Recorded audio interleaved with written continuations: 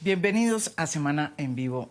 Como lo prometido es deuda, nosotros habíamos anunciado el martes de esta semana que el senador Gustavo Petro venía, pero tuvo un problema con una pierna. Yo también lo tengo, fíjese, y llegué. Bueno, hoy viene con el problema de la pierna ya solucionado, espero. Sí, ya senador. fatiga muscular por hacer Fatiga ejercicio. muscular por hacer. Ya cuando vamos pasando de ciertos años nos fregamos. Sí. Y yo me rompí el peroné, le quiero decir. Eso está más grave todavía. Pero, senador, yo quería comenzar, pues obviamente hoy el mundo está afectado por el tema del coronavirus, pero yo quisiera dejar el tema del coronavirus para más tarde y comenzar con un tema que yo creo que a usted le compete y por lo que yo le he visto en todos sus trinos desde que salió el escándalo de la ñeñe política y se descubrió esta transcripción que publicó el periodista Gonzalo Guillén sobre lo que decía el ñeñe y una persona que fue después identificada como María Claudia Daza, que es la mano derecha del presidente Uribe, hoy fuera del país, hablando sobre transacciones por debajo de la mesa que habrían indicado un fraude electoral desde la primera vuelta de la campaña presidencial, en la que usted terminó siendo la persona que terminó compartiendo, digamos, la segunda vuelta con el presidente, hoy presidente Iván Duque.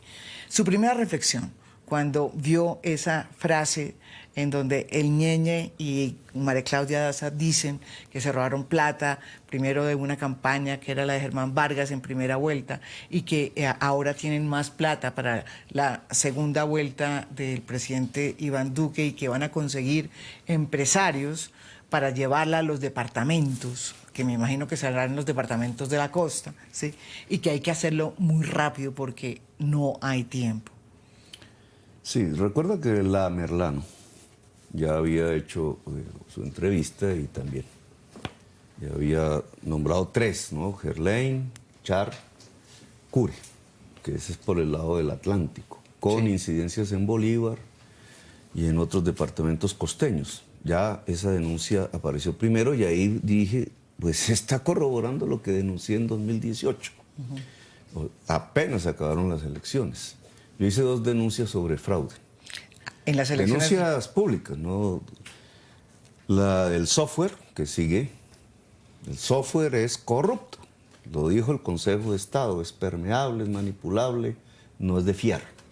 El software permite, a través ya de métodos modernos, de iteraciones en los algoritmos, como se llama eso, matemáticos, permite meter votos y desaparecer votos que no son de la ciudadanía. Ese software es privado, la empresa privada no es de confianza, tiene casi una década ahí, una tecnología absurda y no lo dejan auditar como debería ser lo lógico. Lo impidieron, el registrador de ese momento. Me lo impidió, se lo impidió a las delegaciones internacionales. Ahí hay un fraude, llamémoslo así, digital.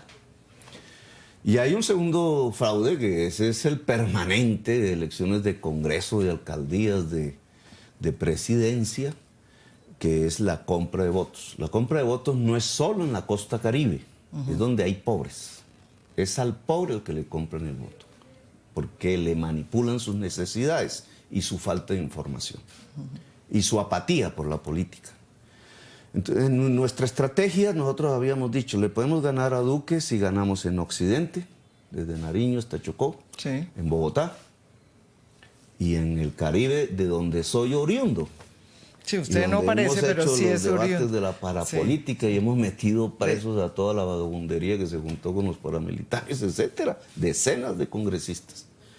Y habíamos tenido éxitos electorales. Bueno, ¿qué pasó?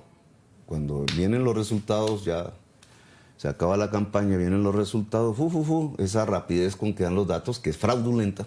¿Por qué? ¿Por qué dice eso? Porque eso no pasa en el mundo. Entonces aquí nos tienen acostumbrados a que, uy, qué eficiencia. Esos datos se dan vía telefónica desde cada mesa, a través de las actas, esas famosas, que no son las legales. Después los datos varían. Sí, es una muestra inicial. Es una muestra inicial que predetermina la opinión de la gente. Bueno, ahí cuando ya aparecen los datos, nosotros no ganamos en la costa. ¿Y usted se sorprendió? Yo gané en Barranquilla y Atlántico, gané en Sincelejo, gané en Cartagena, gané en Santa Marta, gané en Riohacha, perdí en Montería, perdí en Valledupar, las ciudades. O sea, fui mayoría en las ciudades. Pero cuando ya cuentan los municipios, los pueblos caribeños, la gente no votó por el candidato costeño, por Petro, que es un apellido costeño, por el que había descubierto el paramilitarismo, que había matado a gentes en cantidades enormes en todas esas regiones. No, la gente votó por Duque. ¿Por qué? Entonces, yo sé por qué, porque no, yo conozco esa región, sé cómo hacen política ahí, porque compraron los votos, y lo dije en un trino ahí mismo. Acá lo tengo, a ver, si estuvo el problema estuvo en la costa Caribe, el feudalismo y la compra de votos le ha absorbido tanto, la ha absorbido tanto que no reacciona cuando no hay dinero en las urnas. Y dice, es un avance sustancial, bueno, ahí está, dice usted. Sí, esa fue la... No teníamos las... Porque ¿qué pasa en nuestra población caribeña pobre? Pero usted pensó que era normal. Pero usted sí pensó que era un fraude. Sí. Es que la compra de votos es fraude y eso no es ahora, eso viene... Hay unos compradores de votos. ¿Quiénes son los compradores de votos? Y por eso yo pongo la palabra feudal. Y de ahí el atraso económico, político y social de Colombia. Porque los compradores de votos son los dueños de la tierra, que allá son fértiles. No estamos hablando de montañas, estamos hablando de planicies con mucha agua, tierra fértil y junto al mar. Entonces, esa casta terrateniente que ha matado campesinos, que se ha apropiado, que ha despojado a la fuerza, que ha usado su presencia en el Congreso para hacer leyes para ellos, que no tienen catastro ni les avalúan y entonces no pagan impuestos, por enormes, la riqueza del Caribe, donde está la mayor parte de la tierra fértil. Eso es un feudalismo, porque tú recorres el Magdalena en carro, en alguna de esas autopistas que se las han robado, de la Prosperidad o cualquiera de esas, y pasas por el Magdalena, pasas por el centro de Bolívar, pasas por muchas regiones de Córdoba, ¿y qué ves? Potreros. La misma cerca con la misma pintura durante una hora. Le pertenece al mismo propietario. ¿Qué tienen? 3 vacas. ¿Y quién es el dueño? El dueño del poder en la región. Ese es el que tiene el paramilitarismo, es el que ha matado campesinos. Era el que su padre y sus abuelos cogían a las niñas campesinas y, como en la ley feudal de la pernada, antes de casarse pasaban por su lecho. Ese feudalismo ha mantenido una cultura dentro de la población pobre campesina que va al rebusque en las ciudades, que ese es el patrón, ese es el jefe, yo estoy supeditado a él, dicen, es el siervo. Muchos campesinos costeños se organizaron y trataron de hacer la reforma agraria y lo mataron. Sí. Y otros muchísimos se fueron incluso a Venezuela en la época del... Pero el régimen de compra de votos ahí quedó. Ahora, se agravó, porque esa historia se le agregó el narcotráfico. Pero el billete en efectivo, digamos, ya la lata. ¿Usted cree, pero digamos, usted votó, usted dice que a usted le ganaron las elecciones por 25.000 votos en la costa? Sí, el balance general en segunda vuelta de toda la costa es que Duque me ganó por 25.000 votos. Y mi estrategia, que era sacarle la ventaja que no íbamos a tener en Antioquia, más los triunfos en Occidente y Bogotá, pues me hubieran dado el triunfo a mí. O sea, la costa fue lo que nos falló. Usted pone en legitimidad el triunfo, lo ha puesto en unos trinos, pero le pregunto acá, cuestiona la legitimidad de la elección del presidente Iván Duque. Es que si tú ganas con fraude, que es un delito formal en el Código Penal colombiano, si tú ganas, sepas o no sepas, aunque ellos saben que ganaste fue porque compraron votos, ¿qué legitimidad tiene el gobierno? Sí, pueden haberle declarado la victoria, etcétera, los actos formales de la ley, pero ¿qué legitimidad tiene? Él tenía esos votos están hoy con él. Nunca, ni sabían quién era Duque, ni sabían quién era él, muchísimo menos qué esperarían de él, no les importó. No saben, incluso hoy están sufriendo las consecuencias. La región Caribe se volvió la región más pobre de Colombia. En las estadísticas del DANE, estadísticas. la pobreza creció sustancialmente. Pero como es una compra, como es un negocio, como la gente lo ha normalizado, o sea, si tú hablas con un ciudadano de los que votan porque le dieron plata, él cree que así es la política. Sí. Y él cree que todos esos políticos es para eso. Entonces, ¿quién me da más? Ah, llegó Petro y no me dio nada. Sí, habla bonito, no sé qué, y sí, pero no, ese tipo no suelta un... En cambio, mira, este sí me está dando 100,000, ¿cierto? 50,000, que eran más o menos los valores. Entonces, nos vamos por ahí. Y así se juega todo el país. Ahora, ese dinero es de la corrupción y del narcotráfico. Entonces, ¿por qué dice usted que es dinero de la corrupción y del narcotráfico? Explíqueme por qué. Se ve con claridad en el caso de la Merlano. Entonces él dice, hicieron una vaca de la plata de los contratos. ¿Qué son esos contratos? No son solamente los contratos locales, son las concesiones viales, que fue donde el gobierno Santos metió el dinero grueso, no fue el Metro Bogotá, fueron las concesiones viales, la Ruta del Sol 2, la Ruta del Sol 3, la carretera al mar, etcétera. Toda esa billones, esa era nuestra riqueza petrolera, entre otras cosas. El excedente petrolero, cuando tuvimos buenos precios, terminó convertido en una contratación fabulosa de obras de infraestructura que eran las dobles calzadas. Y allí una serie de hechos de corrupción que ya el país conoce, Ruta del Sol 2 y los... Que usted hizo un debate en el que yo lo quiero llevar a ese momento del debate. ¿Sabes? Sí, que me lo sabotearon con las bolsas.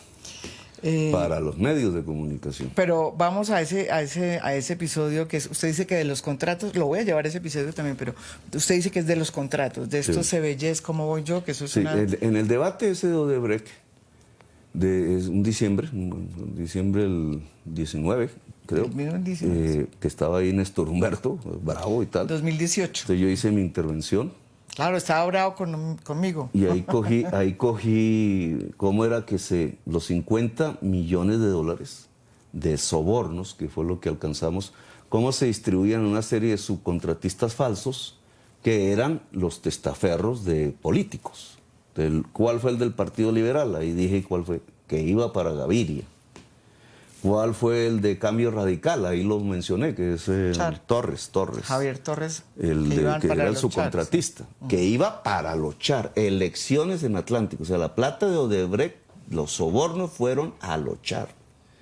Y por eso esa familia, que es la subcontratista de Odebrecht, se gana el mejor contrato de canales, de canalización. De a los arroyos de Barranquilla. En Barranquilla, es un cartel de la contratación. Javier Torres, ¿cierto? Tú ves una prensa adorando a Char y gente adorando a Char porque hay edificios bonitos.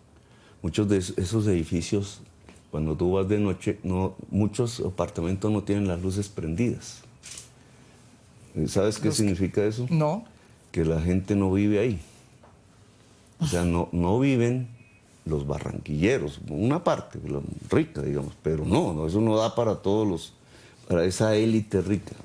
No, ahí viven muchísimos, compran, pero no los compran como inversión. Esa es una lógica del movimiento del dinero en efectivo, que claro, es cresta porque tú ves la ciudad bonita, pero en medio de eso una serie de contratos que están dando la posibilidad de mantener el poder en manos de la mafia.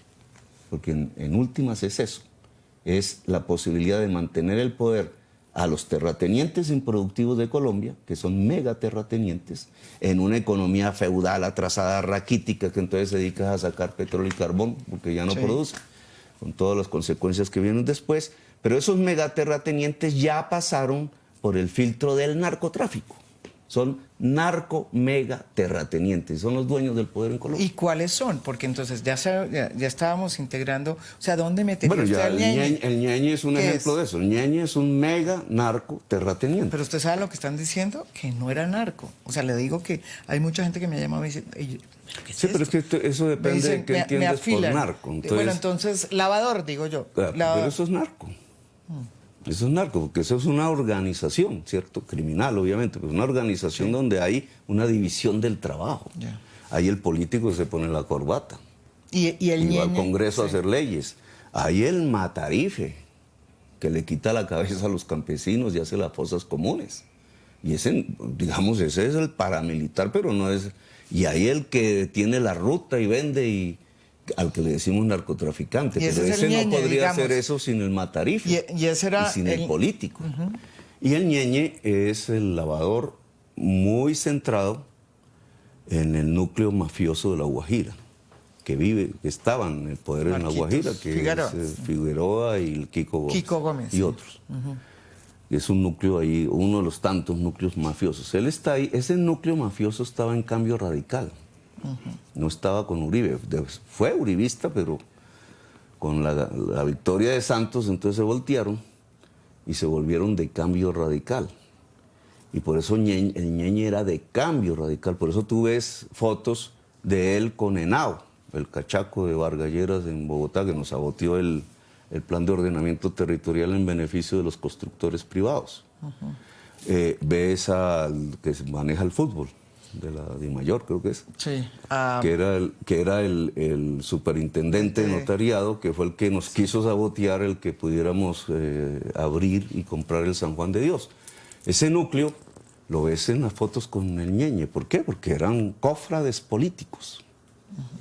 Ahí donde llega la plata y la creencia de Vargas Lleras de que entonces iba a tener una victoria en la costa. Vargas Lleras llegó a decir el día del coscorronazo, Sí. famoso, eso fue en mi pueblo, Ciénaga de Oro, Córdoba. Ah, caramba. ¿Sí? Entonces, por eso, entonces ahí dijo, aquí le voy a ganar a Petro, en mi pueblo. Entonces él estaba convencido, digamos, en su... Pues eso se forma como una burbuja, eso nos pasa a todos también. Claro, entonces él estaba en la creencia a través de ese tipo de maquinaria de que él iba a ganar. Cuando llegó los resultados, yo me imagino el bajonazo, ¿cierto? Se desplomó, sacó 1.400.000. Del que hasta ahora se está recuperando. Pero el tema es que todas esas mafias ya pasaron, fue a Duque, no pasaron a Uribe. Y ahí hay un error de lectura, dice usted? De lectura, sí. Sí. Pasaron fue a Duque. Bueno, ñeñe, debo decir que era una persona muy cercana al presidente Duque, la familia. Mire, el papá de Duque, que es el famoso registrador de ese tiempo, De un político, Turgallista, digamos, sí. Iván Duque. era amigo del papá del ñeñe. Y entonces, estando chiquiticos, el ñeñe y Duque, entonces iban a la finca. ¿Quién lo dijo? El tío del ñeñe, escrito en un artículo. Y entonces jugaban de niños, claro, todo niño costeño en esas épocas decía, no, pues mira la burrita, mira el burrito. Y así jugaban, y eso es lo que narra el tío. ¿Y lo escribió en un artículo? Sí, y entonces, pues son amigos en desde Valledupar. niños. Esa cercanía es la que implica ahora Duque directamente con el ñeño. O sea, toda esa vaina de que no, es que fueron una foto lejana, no, son amigos desde niñitos. La élite de Valledupar, que se ligó a Jorge 40, siempre hay que hacer excepciones porque hay gente que no hizo eso, pero digamos, se ligó a Jorge 40 y al paramilitarismo porque se sintió agredida, y no era de mentiras, por la FARC cuando el tema de la cacica, que la cacica era progresista. Sí, ella fue fundadora de Firmes, un movimiento de izquierda. Sí. Y por el ELN... Comadre mía, éramos comadres. Por el ELN que secuestraban cantidades de ganaderos. Entonces esa élite que se sentía acorralada se ligó al paramilitarismo, que es Jorge 40 en la región. Y ahí al uribismo. Entonces toda la élite costeña fue uribista. Después, cuando sale Uribe, entonces empiezan a hacer sus apuestas, nunca por Petro. Que para ellos yo soy el coco. ¿Y por qué soy el coco? Porque yo planteo una reforma agraria en la costa Caribe precisamente para acabar ese atraso. Para que hayan granjeros, pequeños empresarios, porque la tierra permite eso, porque que el campesino se enriquezca. Un modelo capitalista, porque eso no es socialismo, eso se llama capitalismo como en Estados Unidos. Pero a ellos no, eso les choca en su visión feudal. Entonces un grupo fue a parar a Vargas Lleras con los dineros de la construcción. ¿Pero por qué no votaron por Vargas Lleras? Eso es lo que no entiendo. Porque debieron oler, primero, que no iba a ganar. Pues eso ya se podía sentir, ¿cierto? Y ellos hacen cálculos pragmáticos, hay que estar con el poder. Segundo, que yo podía ganar, entonces, ¿cómo así que Petro va a ganarlo? Todos a uno, aquí hay que apoyar a Duque. Y tercero, que eran amigos de Duque. ¿Ves? Bueno, y entonces vamos a ese episodio que usted Por eso era que eran tan fáciles. Yo decía en los discursos, es que todos los corruptos se juntaron con Duque. Es facilísimo ganarles. Solo se necesita no vender el voto. Y mandamos a la basura toda la corrupción de Colombia. Pero entonces resulta que usted antes de esa campaña, o digamos, en medio de esa, decide hacer un debate, ¿sí? Ya después, creo Ya que después, fue, sí. perdón, cuando ya perdió las elecciones, cuando usted llega otra vez al Senado, que no creo No, que usted... no se puede decir que perdí las elecciones. Bueno, ahorita, usted dice que no, usted dice que no. Usted ha dicho en un trino que no perdió, que no hubo triunfadores y que usted no perdió las elecciones. Lo que hoy podemos constatar es que hubo fraude en el software, en las mesas y en la compra de votos. Y que usted se va a formar parte, usted va a formar parte de esos procesos como víctima. Voy a solicitar que me den el estatus de víctima en los procesos jurídicos de la Fiscalía y de la Corte Suprema. Y en la Fiscalía voy a pedir que se declare impedido el fiscal general de la Nación por su amistad evidente y explícita, porque él mismo lo ha dicho con Duque. Ese es un tema sí, que se ha discutido mucho, pero obviamente lo que pasa es que siempre cuando se pide un presidente, un fiscal ad hoc, pasó con Néstor Humberto Martínez, pues terminó nombrándose una persona que no tuvo mucho, o sea, hizo bien las cosas, la verdad, hizo bien las cosas, pero no lo dejaron. Pero fíjate la renuncia de Néstor Humberto, Sí. que la prensa grande, digamos, empezó a decir que era por algo de la FARC, no me acuerdo. Sí, por la JEP, por la JEP. ¿Por Santrich? Por la JEP, sí. No, renunció porque al renunciar le quitaba la legitimidad al fiscal, le quitaba el piso legal al fiscal ad hoc, porque entonces no podía haber fiscal ad hoc y frenó la investigación. Volviendo a ese debate que usted decide hacer, y usted no se ha metido en el tema, pues ha hecho muchos debates de corrupción, pero usted no se ha metido en el tema, se mete en el tema, están haciendo con el senador Robledo y Claudia López el debate, y en medio No, de... fue con Angélica. Con Angélica Ella, Lozano. Claudia no estaba en el Ay, Congreso. perdón, con Angélica Lozano, sí. Y en medio del debate, para el presidente de ese momento del Congreso, le da la palabra a una persona del Centro Democrático y aparece el video suyo en donde usted se le ve contando dineros en una bolsa de plástico negra. Y no presenta el audio, que es la trampa de Paloma. Claro, entonces ves las imágenes y no ves qué estamos hablando. Pero eso tiene un audio que ahí sí no ha sido... Ese audio no corre la imagen, que no es bonita, para nada. No, bonita. la imagen no es bonita. Pero sí. el audio es clave porque el audio explica. Por ejemplo, en el mismo audio, yo mismo estoy diciendo, ¿y por qué aquí hay billetes de 5,000 pesos? Claro, entonces se ve el joto así y resulta que son billetes de 5,000, pero yo lo digo ahí, no es ahora, es ahí, en el audio. Claro, eso no le servía para decir que había una gran cantidad de dinero. No, eran de muy baja denominación porque habían recogido ese dinero de pequeños aportantes, que entre otras era para sacar un periódico. ¿De eso? ¿Eso era para un sacar? periódico esos de políticos que hacíamos. Eso era para eso. Entonces, ¿En la campaña? No, ni siquiera había campaña, porque eso es el año 2005. No 2009, como dice. No 2009, como dice Abelardo de la Espriella, que entonces dice que esa es la prueba de que entonces no sé qué 15,000 millones de pesos con un mafioso que era el amigo de Chávez y empieza una construcción. Y el mafioso lo capturó fue Chávez. Lo mandó extraditado a los Estados Unidos, creo, a Colombia y se fue para Estados Unidos. ¿Y ese proceso en qué va? Porque yo le voy a decir que sí Ese le causó proceso, mella, porque obviamente una persona que dice que no compra un voto y sale después una... Yo no puedo hablar mucho porque tú sabes que hay una reserva, digamos. ¿Qué puedo decir? Durante todo el año, que Néstor Humberto, que yo creo que fue en esa unidad de la Fiscalía que después se supo que chuzaba ilegalmente, le robó el video a Montes. A Montes, para que la gente nos entienda, Montes era porque el otro que aparece la persona que supuestamente había grabado. Sí, no, él grabó. Pero él tenía eso ahí guardado en su casa. Entonces, pues, por vía telemática le sustrajeron el video la Fiscalía. Pero ¿cómo va a tener un amigo con una persona que fue cercana a uno que le grabó eso? Eso tiene sus complejidades, pero digamos, el tema central es que el audio explica. ¿Qué fue lo que pasó ahí? ¿Qué fue lo que pasó ahí? Pero el audio no lo presenta. Ahora, el proceso, en términos generales, es que todos los que se presentaron ahí, llamados todos, durante un año, todos estuvieron, acordes, digamos, con lo que yo había dicho.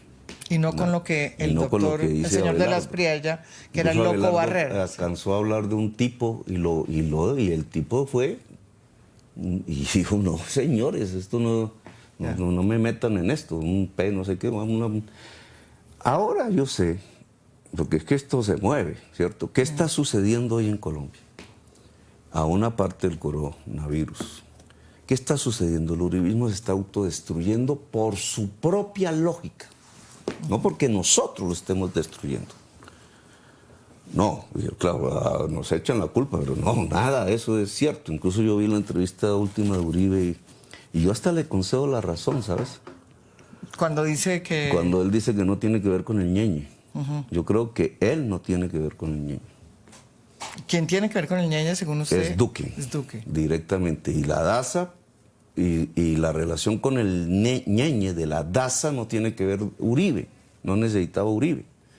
Es la élite política del Cesar. Y el ñeñe tenía una supuesta entrada o presunta entrada a Palacio. Desde luego Y se por vuelve eso muy está importante. el señor de Fedegan y está la Cabal vía su esposo es amigo de los Araujo. La señora Sadasa es de la élite familiar, digamos, de los que han gobernado el Cesar. Entonces no necesitaba a Uribe para conocer al ñeñe, ellos ya se conocían. Lo mismo que Priscila Cabrales de la élite en Córdoba. De Y lo mismo es la señora Arango. Y muchas otras podríamos hablar aquí, y otros. Que esto no es solo... Son familias. Son familias que se cruzan entre ellos, se casan entre ellos. Por eso tú puedes ver que el apellido de Char es Amin, ¿sí? Creo. Sí. La esposa es Nule. Sí. ¿Y qué es la esposa Nule? Pues de los Nule. Sí. Y entonces todo eso eso se llama feudalismo. Es como si vieras Game of Thrones. Sí, se pronuncia así. Game of Thrones, sí, señor.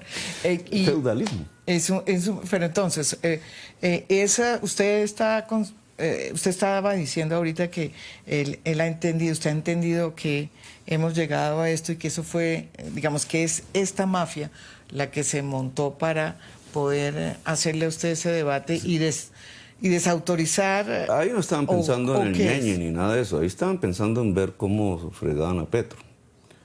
Y tapaban, y lo lograron durante un tiempito. No les funcionó mucho. Tapaban el escándalo de Odebrecht, que era lo que les preocupaba.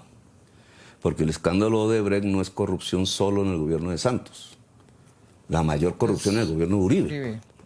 Y ellos lo saben. Pues la coima más difundida y probada y condenada. Porque la licitación la hicieron fue en el gobierno de Uribe. Ahí fue que el Odebrecht se ganó y Luis Carlos Sarmiento se ganó la licitación. Entonces, claro, también pasaron entonces, a ampliar los contratos, etcétera, en el gobierno de Santos. Y todos los grupos políticos tradicionales de Colombia terminaron recibiendo sobornos de Odebrecht. Todos, la U, el Cambio Radical, el Partido Liberal, los conservadores y los uribistas. Bueno, pero digamos, ellos querían tapar eso porque ellos sabían la dimensión de ese debate, porque demuestra cómo es la corrupción. A través, usando los dineros que nos habíamos ganado de altos precios del petróleo y del carbón y otros, el modelo extractivista, que no produce empleo en Colombia y que nos mata la producción y nos acaba el agua. Usando ese modelo, entonces vía Estado, venían a usarlo en la contratación y los grandes contratistas ya estaban en una rosca de la corrupción, llevándose buena parte del billete entre políticos y contratistas. ¿Ya? Y eso en todos los partidos tradicionales, y los que íbamos a decir eso eran pues los que casi ganamos las elecciones en ese momento. Entonces ellos que necesitaban tapar eso y salvar al agente de la impunidad, que es Néstor Humberto Martínez, que estaba ahí para eso. No estaba ahí para perseguir el crimen, no estaba ahí para taparle a la clase política tradicional en sus máximos dirigentes la corrupción. Pero de las ¿por qué obras dice eso? públicas. ¿Por qué está diciendo Porque a Néstor Humberto lo puso Vargas Lleras presionando a Santos, creyendo Vargas Lleras que iba a ser su fiscal, ¿cierto? Pero eso lo logró, acuérdate que Uribe ahí mismo dijo, uy, excelente. Uribe diciendo que excelente algo el gobierno de Santos, pues lo dijo. ¿Por qué? porque también tenía una relación con Uribe, había sido funcionario Uribe, Sí. y le servía a Uribe también para lo mismo, para tapar y tapar. Una fiscalía que tapa el crimen en su máxima dimensión, no el crimen del que se roba la bicicleta o el celular en la calle, no, a ese denle, ¿cierto? El crimen de los muchachitos que fuman Sí. por ahí en una esquina. No, eso dele con toda la sociedad contra eso, mientras el gran crimen está en el poder. Cuando una sociedad tiene el gran crimen en el poder, sus generales traqueteando, porque esa es la realidad, sus generales protegiendo al narcotraficante, sus generales recibiendo narcotraficantes en los aviones y en los clubes y en las fiestas donde hay algo más que comida y trago, los senadores haciéndole las leyes. Cuando tú tienes un estado así de ese calibre, tú lo que tienes es violencia. Tienes una extensión de la criminalidad, tienes algo que Gaitán, sin que el país fuese en ese momento así como este, yo creo que era hasta mejor, pero Gaitán lo percibía un problema moral, dijo él, ¿cierto? Por eso su frase era reconstruir moralmente la República. La República, sí. Esa era su consigna. Pues una degradación, que no es solamente de una presidencia, de unos ministros, de unos congresistas, Sino una degradación del de reino, la sociedad. como diría Álvaro Gómez. Sí, y lo ves en la policía, y lo ves en el ejército, y lo ves en la justicia, y lo ves en el barrio popular. Lo ves en esos que vendieron el voto, porque nos hemos preguntado, bueno, el ñaña, el comprador de votos, tal, y sí, y los que le vendieron, ciudadanos anónimos pobres, con muy poca información educativa seguramente, pero hermano, ¿qué están haciendo? O sea, eligiendo al que tiene la motosierra, ¿Usted cómo...? que los va a despedazar a ellos mismos. Y usted, antes de entrar en el tema del coronavirus, ¿cómo definiría este gobierno y cómo definiría, digamos, lo que está sucediendo en la Fiscalía? Se eligió a Francisco Barbosa, usted, una persona que trabaja muy de cerca, muy cercano al presidente Duque. Usted acaba de decir que va a pedir que se declare, a pedir un fiscalado por sus evidentes, según usted, conflictos de interés. No, es evidente porque él mismo lo dijo. Entonces, ahí en sus trinos, cuando iba a votar por Duque, sí, yo voté por mi amigo, ¿verdad? Es mi amigo, son de la Sergio Arboleda.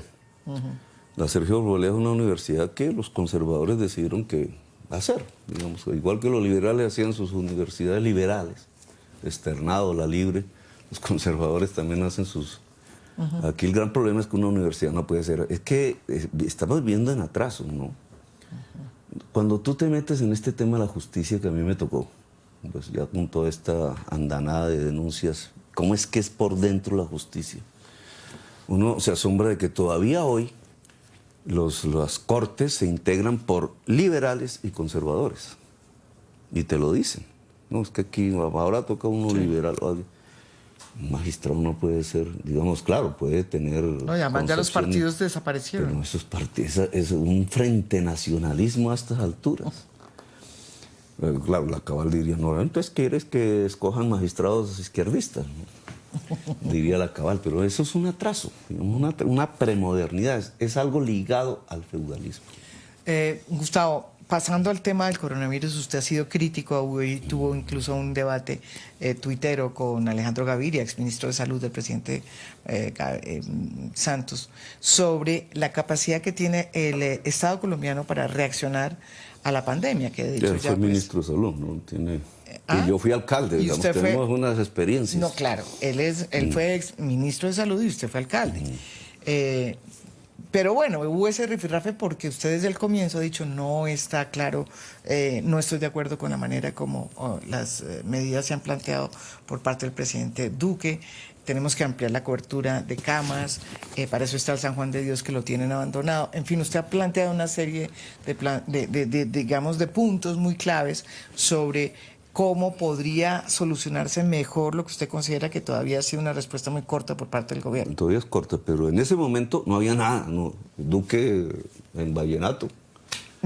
¿Cómo así? Duque estaba bailando en fiesta. Y Claudia dijo que era una gripa, al estilo Trump. Y dije, no, así no. porque yo tengo información, bueno, algunos colombianos teníamos la información de lo que está pasando y eso no era una enorme irresponsabilidad, era cuestión de tiempo la llegada. Y ahí vino un poco el debate con Alejandro, con el cual tuvimos también debate siendo él ministro y alcalde sobre salud. Y tengo que reconocer que él me ayudó en temas, pero tampoco nos dio... Porque yo, ¿qué le dije? La EPS Capital Salud, que es la del distrito, que la manejaba un privado porque es un negociado, debe acabarse, liquidarse. Entonces, cuando Alejandro Gaviria escuchó eso, se me derrumba todo el sistema de EPS en Colombia. Entonces empezó a decirme que no, tratemos de darle largas, etcétera. Cuando yo le dije, voy a comprar el San Juan de Dios y lo voy a abrir, él me ayudó, realmente. Y eso era, los que me sabotearon fueron otros, y lo hicimos, lo pude hacer. Ahí terminé yo y entonces, ahí hay un problema, fíjate, en el San Juan de Dios. Porque yo alcancé, el San Juan de Dios es una lucha en la que he estado desde el año 98, con debates en el Congreso, peleando tal, porque me parece que el San Juan de Dios es el primer hospital de Bogotá y es la cuna de la salud pública en Colombia y es una joya desde el punto de vista arquitectónico y de la historia del país. Ese hospital lo creó el rey, son teorías, por tanto es público, y Bolívar lo expropió a los curas. Sí, que es... Y lo volvió un hospital para la población. Bueno, tiene infinidad de historias. Ahí mucha gente se salvó. Sí, claro, es y la Escuela de Salud de Colombia, que hoy se está degradando, que era nació ahí, se creó ahí, la investigación, etcétera. Entonces, para mí esa es una lucha. Claro, como es una lucha de Petro, pasa lo mismo que el metro subterráneo. Entonces hay que fregarlo, hay que acabarlo, hay que hundirlo. Entonces, yo le compré a Cundinamarca el hospital por más de 200 mil millones de pesos. ¿Y? Se volvió distrital y empecé a hacer una inversión para alistarlo a otorgar servicios que yo llamé en ese momento de quinto nivel. Yo dije, el máximo hospital en términos de tecnología en toda Colombia tiene que ser ese. Y no. Alcanzamos a hacer, porque teníamos, ya eso era a mediados del 2015, entonces ¿cómo hacemos? Y todo ese miedo y todo lo que había en mi administración con Ordóñez y todo eso encima. Y yo presionando, yo me despedí de la alcaldía en el hospital. Ahí fue mi última.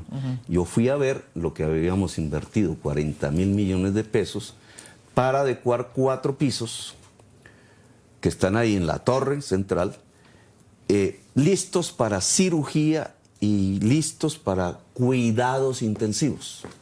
¿Y qué pasó con eso? Y cuando yo fui, ya estaba listo. Es decir, a los contratistas le faltaban algunas cosas, pero los contratistas habían cumplido. Sí. Y eso lo recibió Peñalosa. Y Peñalosa durante 4 años no hizo nada. Por la insidia del sectarismo, esa vaina que tiene la élite colombiana oligárquica de que entonces hay que destruir lo que es popular. Y se inventó un proyecto que es del Hospital Santa Clara, que es una APP, es una privatización para poder... en el edificio. Es como borrar la historia. Es decir, tumbar el edificio, que es un patrimonio histórico por ley protegido, para hacer un edificio nuevo, que ya no se llama San Juan de Dios, sino Hospital Santa Clara, privatizado. Mire el ingenio. Esa es la forma como gobierna Colombia. Cuando ya tenía 40 mil millones de pesos recientes invertidos para adecuar la vieja. Claro, uno esperaría que Claudia López hubiera dicho, no, espere, no, así no, decidió el juego. Claudia también está... Hasta el día de hoy hay un proceso en un juzgado que los funcionarios del gobierno distrital actual fueron a defender el proyecto de Peñalosa. ¿Esto qué tiene que ver con el coronavirus? Sí.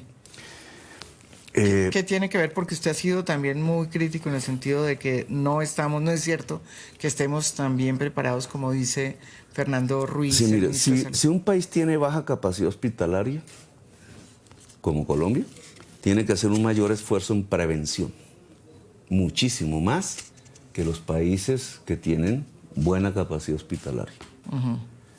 Digamos, esa es una ley.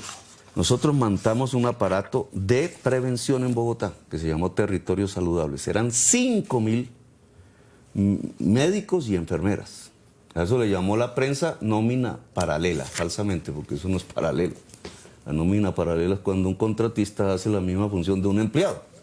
Pero en prevención en Bogotá no habían empleados, no había nada, porque la ley 100 no es para prevenir, es para hacer negocios. Es decir, los negocios se hacen es cuando la gente se enferma.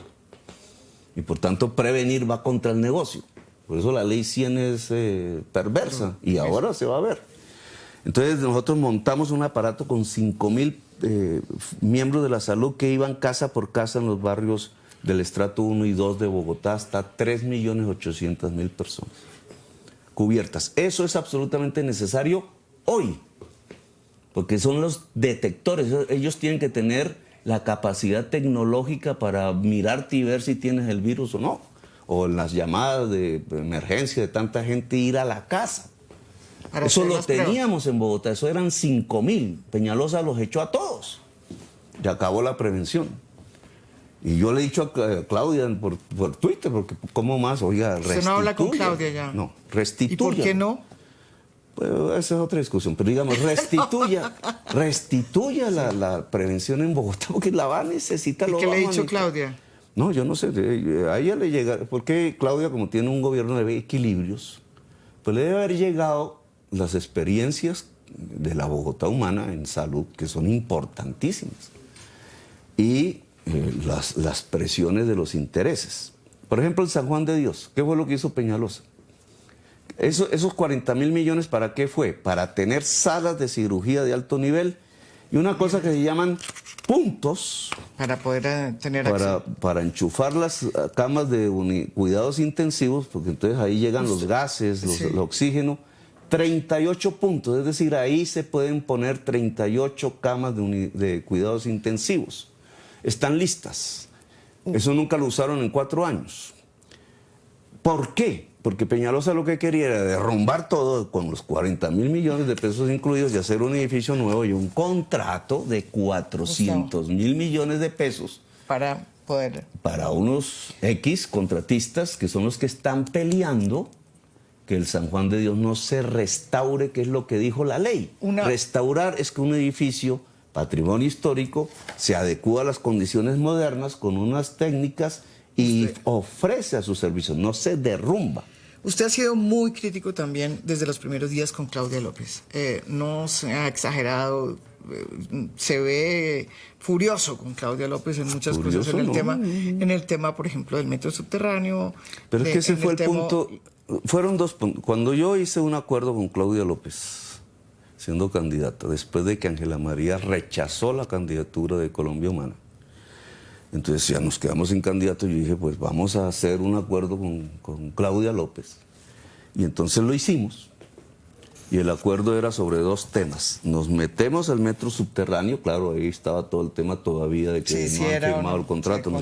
Nos metemos al metro subterráneo, luchamos por el metro subterráneo, encontré Peñalosa, y multiplicamos el presupuesto de la educación superior para intentar que crezca sustancialmente la cobertura de educación superior en la juventud bogotana.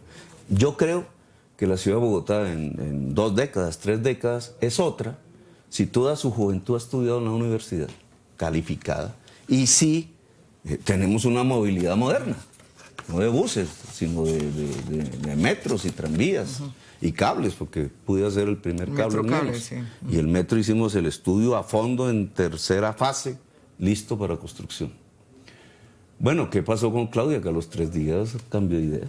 Ni siquiera me llamó a decir, oye, vamos a deshacer el acuerdo porque no sé qué. Y después se inscribió, bueno, y ya vino la alcaldía a decir, nosotros no hicimos parte de la campaña electoral de Claudia. Hicimos la campaña con Holman sobre estos temas. Ahora, una vez posesionada, empiezan a aparecer los hechos, ¿cierto? De corrupción en el metro elevado.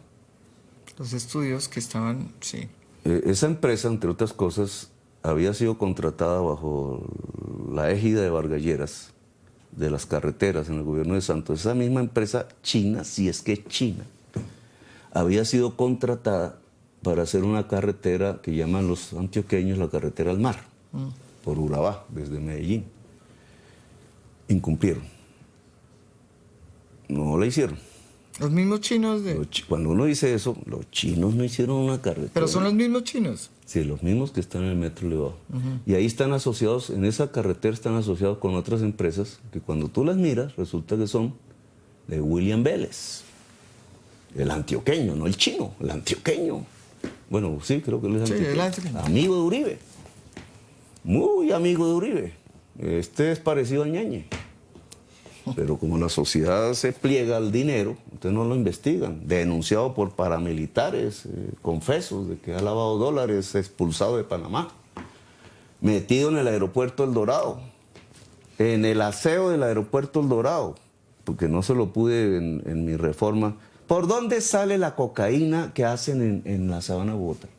Pero usted piensa que es por cuenta... No, eso sí. ¿Por dónde salen las toneladas de cocaína que están fabricando en los alrededores de Bogotá? Ya hay un caso descubierto. El del... ¿Por dónde? Eso es para Doctor Bogotá. San Clemente, estamos hablando. ¿Toneladas mensuales para Bogotá? No, eso sale por el aeropuerto. Se refiere al territorio, pues a la finca donde... Pues, Sí, pero así como eso hay un poco todo. De un señor muy conocido. O sea, está saliendo cocaína por los aeropuertos oficiales de Colombia. Y mire lo que hay ahí en la contratación, cómo fue que se hicieron, quiénes están metidos, quiénes manejan el aseo, quién es la policía, etcétera. Digamos, es que este es el narcopoder. Ahora, ese señor William Vélez está asociado con los chinos en la carretera que no hicieron. Y la empresa que hizo las calificaciones de todos los competidores en esa carretera de Antioquia, adivina cómo se llama. ¿Cómo se llama? Confirma. Que es la protegida de Fajardo. Y Confirma que hizo en el metro elevado fue la que calificó el único, porque realmente eso es una licitación para uno. ¿Que quién es? La empresa china. ¿Y quién es China entre comillas? ¿Y quién es el representante legal de la empresa china en el metro elevado? El que era el representante legal de las empresas de William Vélez. ¿Qué es lo que está? Entonces ahora sale una noticia, hoy recién, 240 días, casi un año, se les da de plazo por el coronavirus para que firmen el acta de inicio. Ahora la gente no sabe qué es eso. Sin acta de inicio no hay contrato. Ya. Y el acto de inicio es que se ha demostrado que hay cierre financiero y se cumplieron las pólizas de garantías, etcétera. ¿Por qué tanto tiempo? No llegaron las pólizas de garantía. Esto ya no lo sabemos. Ya yo pienso con mi experiencia, no llegaron las pólizas, no hay cierre financiero, le están echando la culpa al virus de lo que no tiene, echémosle las culpas reales. Pero lo que está sucediendo con el metro de Bogotá es una catástrofe. Y Claudia no hace nada. ¿Y usted piensa que Claudia... pero usted ha hablado con Claudia? No, yo... ¿Usted decidió como que no? Alcaldesa, no. Pues yo decidí que Ella van a votó pasar por 8 usted. años más desde que dejé de ser alcalde, que no vuelvo a la alcaldía. ¿Sí? Llegaré con mucha nostalgia si es que sobrevivimos. Pero son temas que no son míos, digamos. ¿No? Yo no estoy... Claro, Claudia puede hacer sus cálculos políticos, que Fajardo, que el establecimiento Pero va a lo que apoyar a Claudia ha dicho Fajardo. es que no puede mover las cosas que ya están No, claro que planteadas. sí puede. Teniendo el contrato ya con acta de inicio del Transmilenio en la séptima, lo frené. Porque que eso era un desastre. Y es un desastre hoy. Pero ella sigue en eso, ella no ha cambiado esa posición. Sí siguen eso porque el tranvía del norte, que es un proyecto con Cundinamarca que nosotros estudiamos, para que sea realmente efectivo, para que dé cierre financiero, para que sea viable financieramente, tiene que meterse por la séptima. Y no como ella dice en diagonal hacia la 26 como con 50 viene a dar eso. No, esa ruta no la escogen los pasajeros, algunos, pero no la mayoría. La mayoría va al centro, al borde oriental. Entonces los de Zipa, los de Chía, los de Cajicá, los del norte de Bogotá, les quedaría óptimo por la séptima. Y como esos son angostos, entonces la séptima da para eso. Yo le quería hacer... Porque ya nos quedamos- ¿Por qué lo desvía? Porque hay un conflicto de interés con unos dueños de buses en la séptima que no quieren ser desalojados de ese mercado por un tranvía, que es el mismo cuento del metro. Entonces el metro elevado es de menor capacidad que incluso los buses de Transmilenio de la Caracas. ¿Por qué hicieron eso así? pudiendo, el metro nuestro tenía el doble de capacidad de los buses de la Caracas. El doble. ¿Por qué lo hicieron menor? Porque eso obliga a usar los buses. ¿Y por qué entonces quieren usar los buses? Porque ese es el negocio particular de unas familias del poder en Bogotá, que tienen concejales, que tienen amigos en la presidencia, que financian campañas y se han atravesado a que esta ciudad cambie sus formas de movilidad. ¿Usted va a ser candidato para las próximas elecciones? Pues depende de la fuerza, ¿no? Que la fuerza se divide en tres. ¿Cómo así? A ver. La fuerza se divide en tres. La fuerza fundamental es que la sociedad quiera. Si no es un candidato fofo, digamos, etéreo, no sirve para nada. Que la sociedad quiere. La segunda fuerza es la física. ¿Por qué? Porque no estamos hablando de cualquier cosa, es una campaña, es una... Duro, meterse a una lucha. Pues si es así, ¿cómo será cuando tú empieces a disputarles el poder a los ñeñes? Te van a intentar envenenar, literalmente. Lo están haciendo ya, digamos, están buscando cómo destruirme como de lugar. Yo me he defendido ahí, pero me cuesta, porque eso es toda lucha. Bueno, y hay una tercera fuerza que es esta, que es la capacidad de generar una propuesta para el país que sea la del momento histórico en que se vive. Por ahí a mí me dicen, es que usted es socialista, comunista, que nunca he militado en... No, pero sí leído, o sea, yo conozco a profundidad a Marx, etcétera. A mí no me... Pero yo sé que la propuesta para Colombia de hoy, de esta sociedad en las circunstancias en que estamos, no es el socialismo, es salir del feudalismo. Claro, mucha gente no sabe qué es el feudalismo. Los reyes y las tropas y los ejércitos privados y la capacidad y la ley de la pernada contra las mujeres y la concentración de tierra improductiva y del atraso económico y de la premodernidad que se mete en todos los vericuetos de la sociedad. Hay que salir del feudalismo. Sí, nos tocó desarrollar el capitalismo. Nos tocó a los que hemos sido rebeldes y de izquierda desarrollarles el capitalismo a los que no pudieron. ¿Qué hacen los industriales de Colombia detrás del ñeñe? ¿Qué hacen los industriales de Colombia detrás de los mega narcoterratenientes?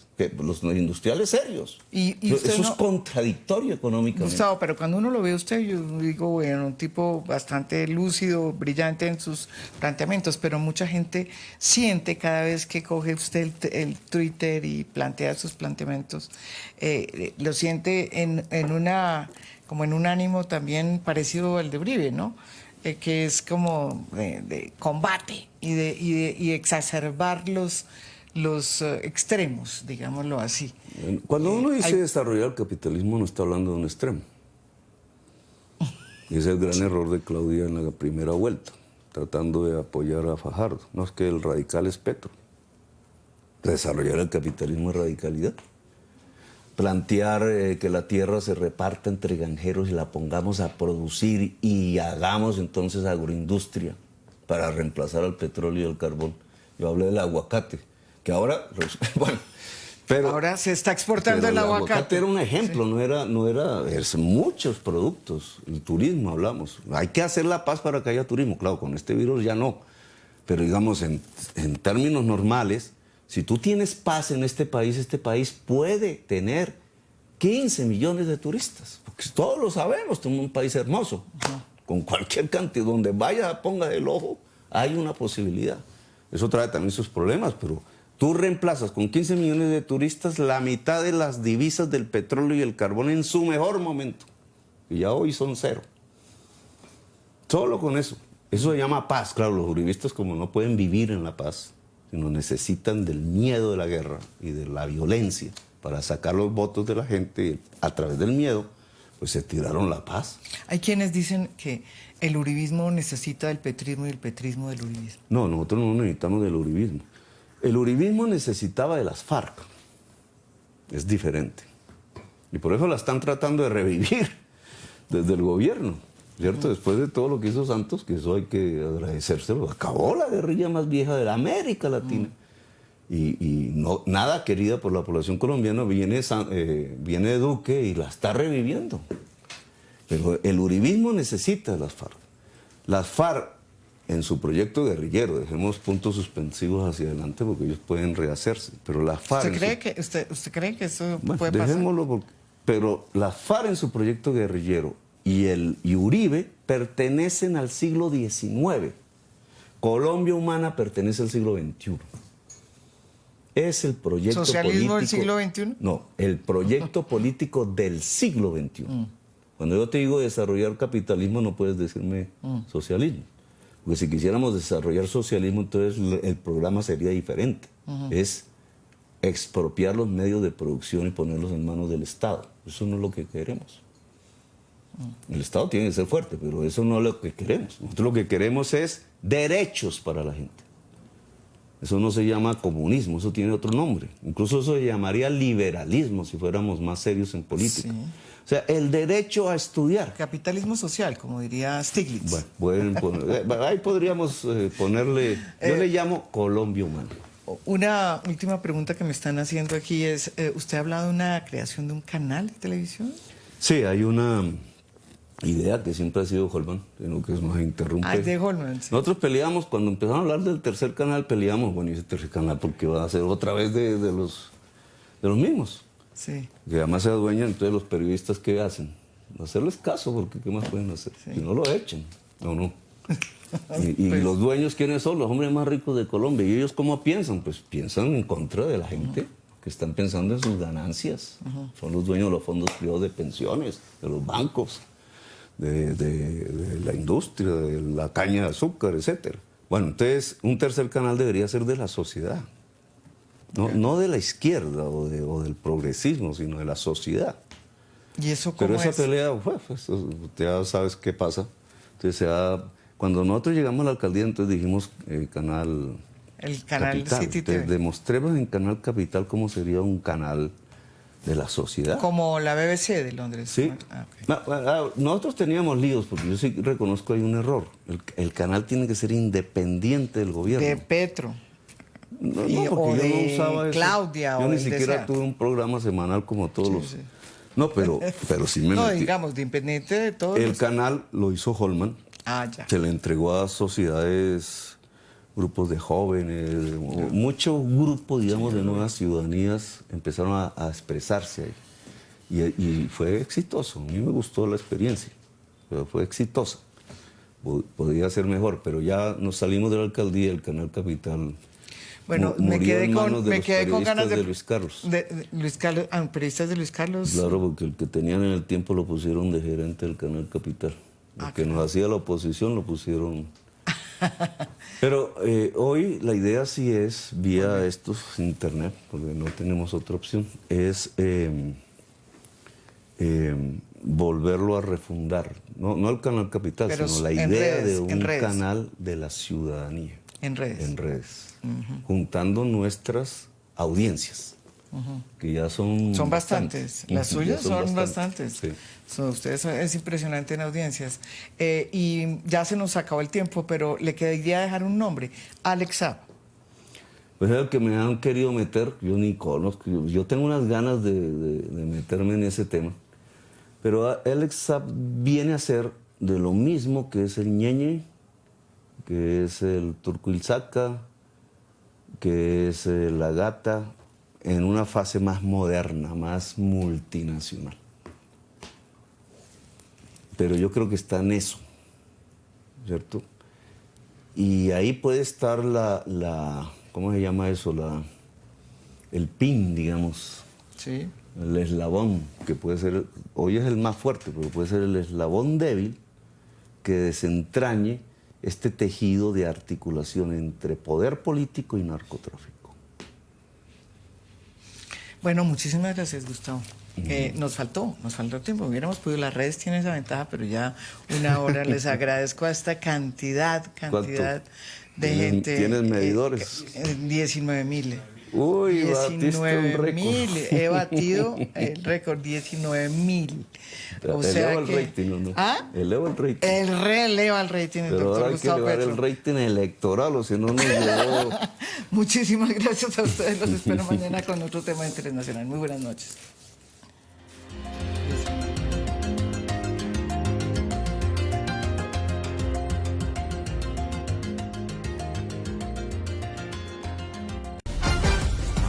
Semana TV.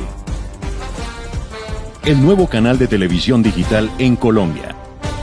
Noticias y opinión con los mejores.